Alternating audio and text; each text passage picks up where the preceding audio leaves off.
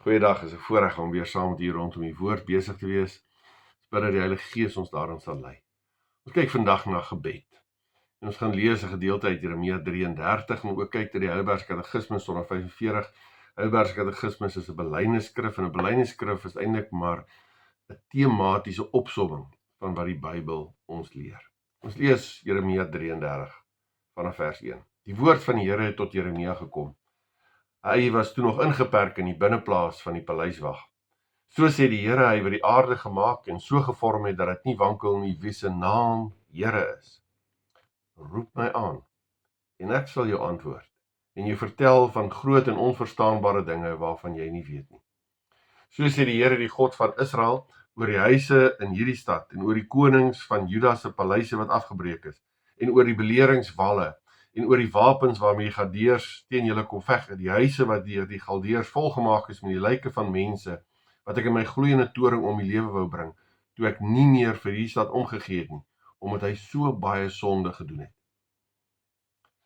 Ek sal hom heeltemal gesond maak en sy inwoners genees. Ek sal vir hulle 'n sterk, veilige stad bou. Ek sal die lot van Juda en Israel verander en vir hulle kinders gee soos vroeër.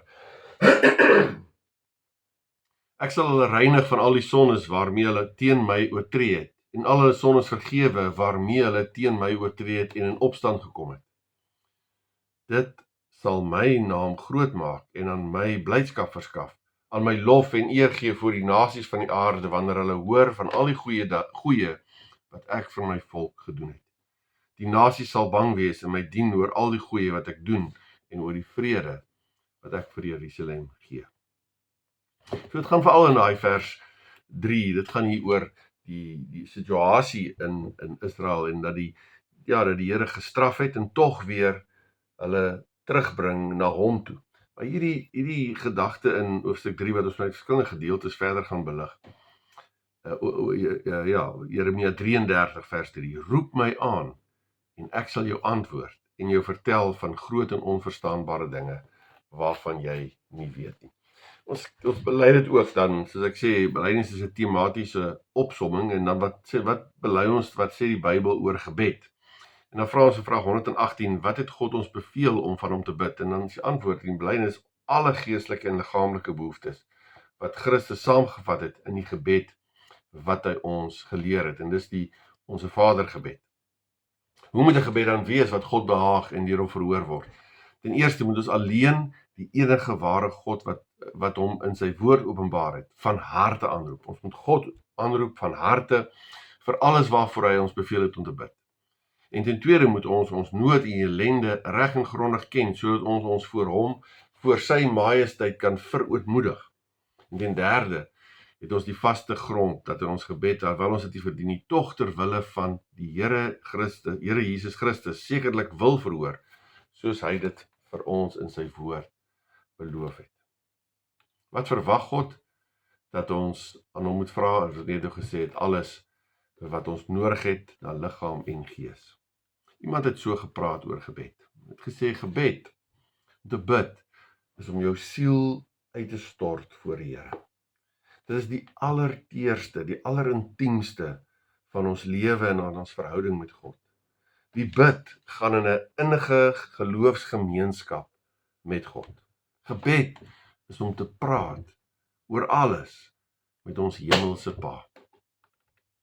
En dan kan ons sekerlik vra, kan 'n mens dan oor gebed preek? Is mens nie met 'n preek dalk te besig om te analities, ontledend, voorskriftelik met gebed om te gaan? Dit is amper soos 'n blom wat 'n mens dissekteer en op die ouend alles weet van die stamper en die meeldrade, maar die pragt en die eenheid van die blom word uitgerafel en net deeltjies bly. Want dit is so, mens kan nie bloot verstandelik, meganies met gebed omgaan nie. Gebed is nie iets wat jy maar doen nie. Dit is iets wat wesenlik deel is van jou verhouding met God. Dis daai intieme gesprek. Dis amper die asemhaling van jou unieke verhouding met God. En so groot voorreg om te kan mag bid, dat jy mag praat met die God van die heelal as jou Pa. Dat jy deur gebed deel kan hê ook in die koms van die koninkryk hier op aarde, want deur gebed word daar dinge verander en kom die koninkryk. Jy kan deur gebed 'n groot impak maak. Jy kan in gebed iemand voor die troon van die Vader bring. Ons kan so baie dinge vir mekaar doen, maar seker die belangrikste is dat ons iemand voor die troon van die Vader kan bring, binne omstandighede wat jy self nie kan verander, of wat jy nie vir daai persoon kan verander nie. Ja, gebed is inderdaad 'n lofprysing vir God, dis 'n aanbidding van God, dis 'n danksegging vir alles wat jy kry, is om die behoeftes bekend te maak, dis voorbidding vir mense en sake, dis meewerk in die uitbreiding van die koninkryk. Maar inderdaad, sonder daardie intieme verhouding met God, bly gebed op 'n manier maar net 'n formaliteit, dalk 'n noodnommer vir jou in 'n tyd van krisis. Maar ons kyk na gebed, want God self praat in die skrif oor gebed. Ons kyk nie net na gebed met bloot 'n skierige ontledende verstand nie, maar met 'n gelowige hart, om soos die disippels te vra, Here, leer ons bid. En verder moet ons stil staan by gebed, en mekaar ook herinner aan gebed, want gebed is een van daardie wesenlike, belangrike dinge, wat nie dringend is nie. En dan los ons dit baie keer. Baie keer gaan daarom. Dis so belangrik, dis so wesenlik belangrik, maar dit is nie so dringend nie. Dis nie so dringend dat iemand ons nou gaan vra, en elke dag gaan vra, hoe lank het jy in gebed gaan spandeer? En juis daaroor, alhoewel ons weet dis belangrik, maar nie so krisis elke dag nie, dan los ons dit, en daar gaan om, en ons besef nie, dat is eintlik inderdaad 'n krisis, as ons nie bid nie. Ja, hoeveel keer bid ons per dag? En hoe lank bid ons per dag? Baie keer is dit dalk nodig om te gaan sit en dink en sê, hoeveel bid ons? Baie keer sê ons, ja, ons bid met ete, maar 'n tafelgebed is selde meer as 20 sekondes, en 3 etes 'n dag, en dan is dit maar 'n minuut.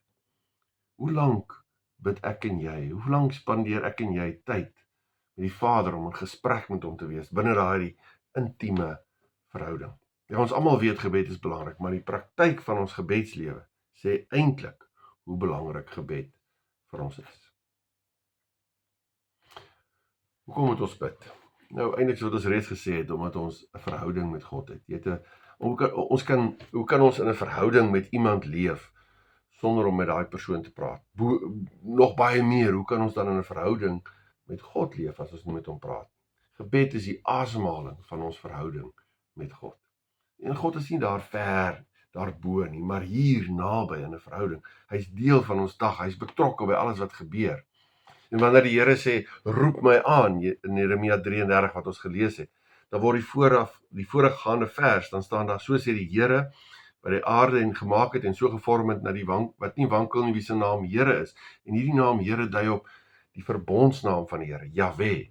Kry ook ander name van die Here, Adonai, wat beteken eienaar, en Elohim, wat beteken God, of dan die majesteits meervoud van God, God van alle gode.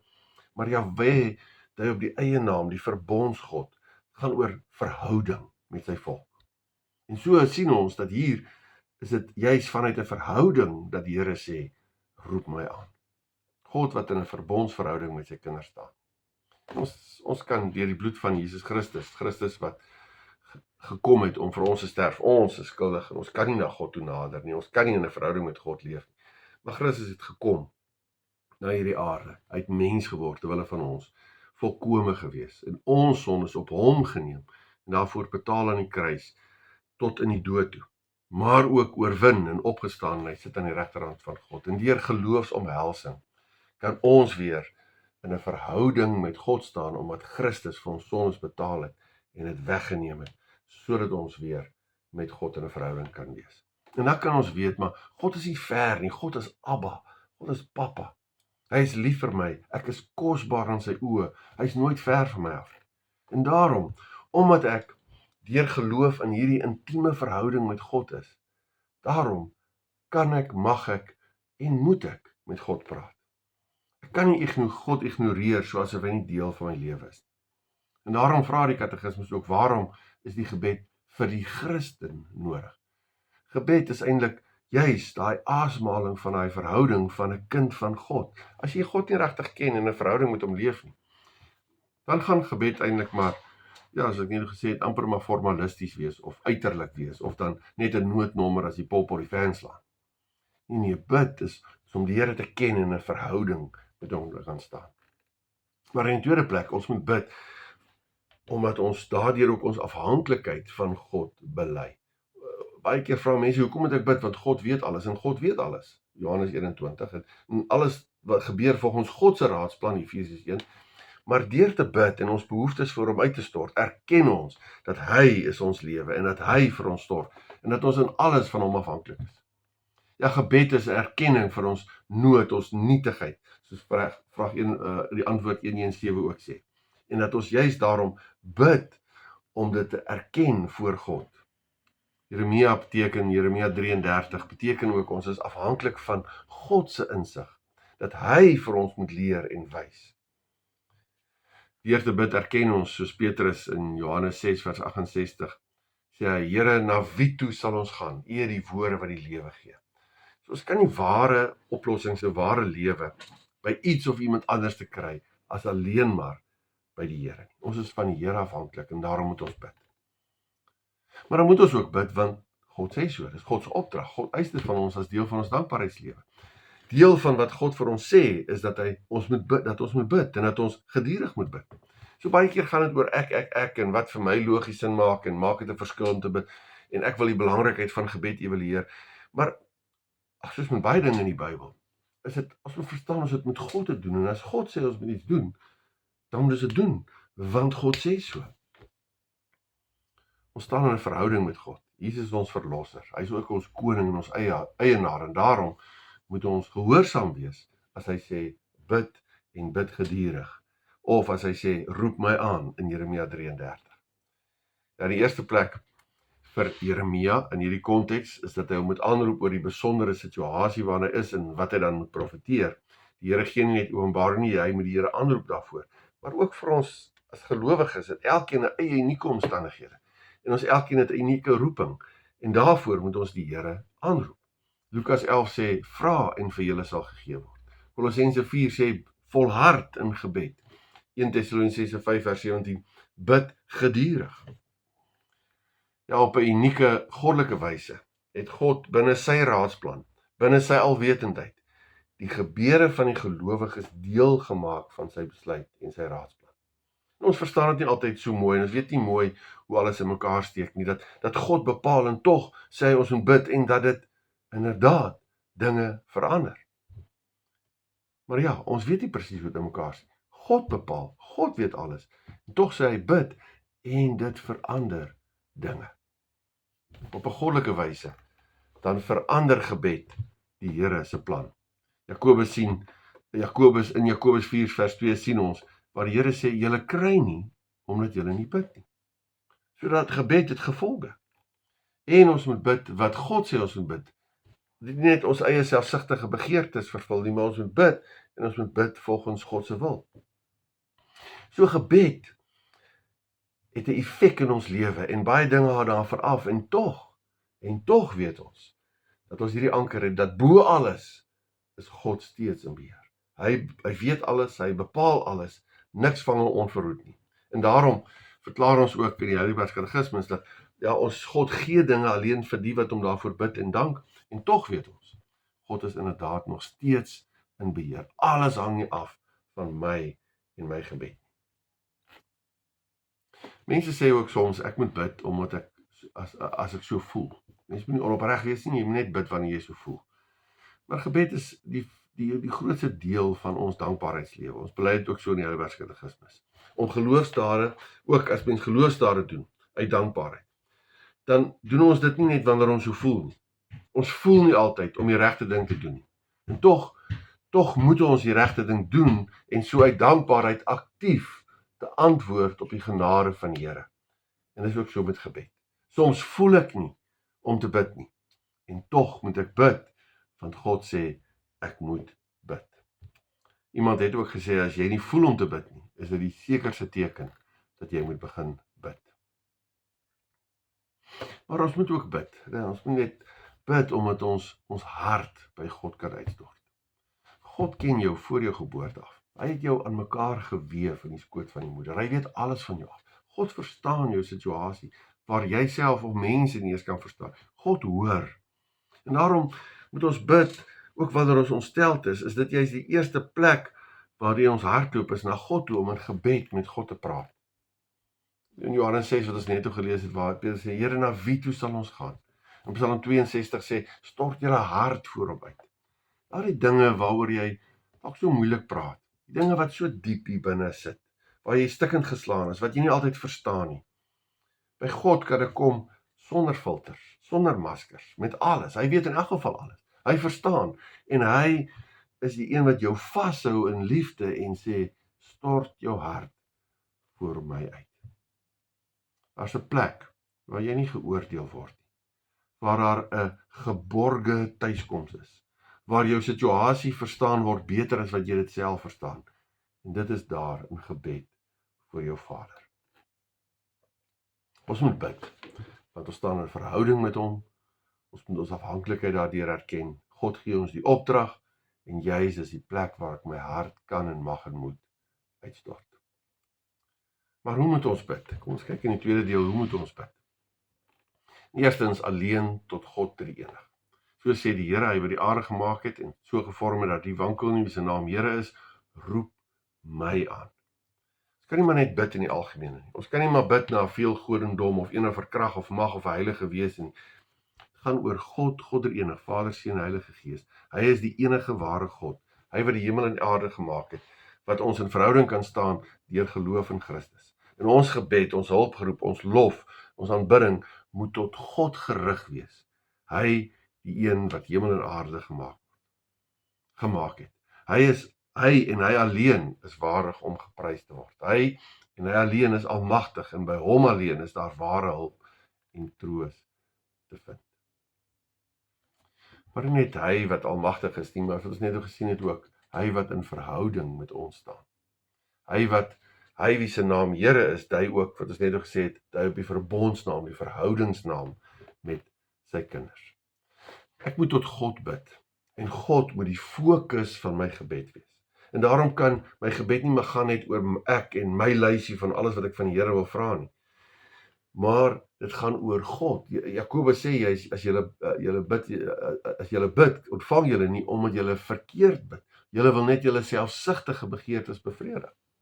Ook in ons Vader gebed wat die Here ons leer, is die eerste 3 bedes van laat U naam geheilig word, laat U koninkryk kom, laat U wil geskied, gaan oor God, en dan eers kom die mens se behoeftes.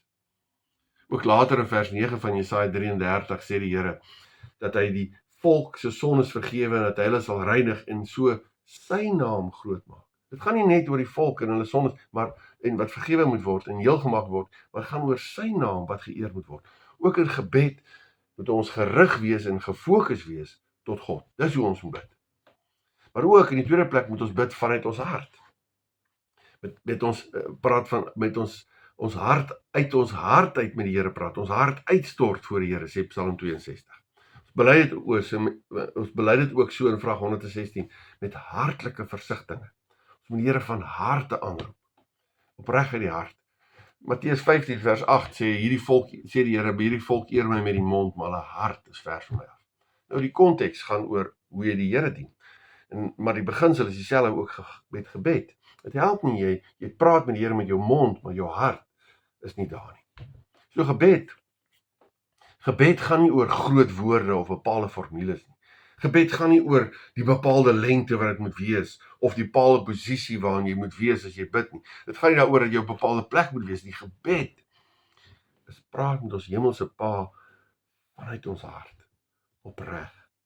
Dis gebed, en dis hoe ons moet bid. En dan moet ons in die derde plek, moet ons bid sonder ophou.